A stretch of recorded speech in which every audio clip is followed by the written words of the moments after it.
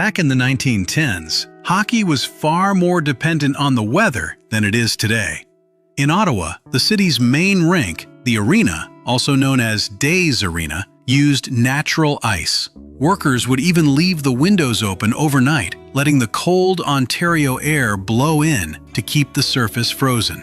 By the end of March, hockey season was usually over. But on April 1st, 1916, a specially arranged exhibition between the Ottawa Senators of the NHA and the Portland Rosebuds of the Pacific Coast Hockey Association pushed Mother Nature to the breaking point. The ice had essentially melted. What remained was a circle of slush, with puddles scattered across the rink. Everyone, from the players to the fans, realized that serious hockey wasn't really possible, and instead embraced the almost comedic spectacle that unfolded.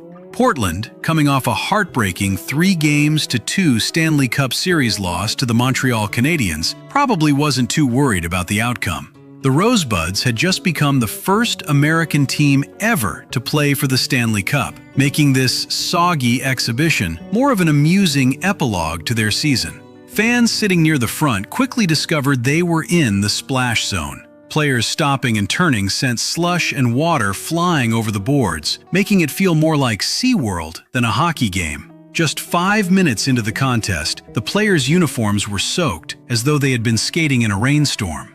The Ottawa Citizen had a field day with the bizarre conditions. The paper referred to the rink as Ted Day's Tank and joked that submarine warfare seemed possible near the north end. Ottawa won the exhibition 5-2, but the score hardly mattered. By the end, both teams were drenched, slogging through slush and standing water in a game that had more in common with a water balloon fight than hockey.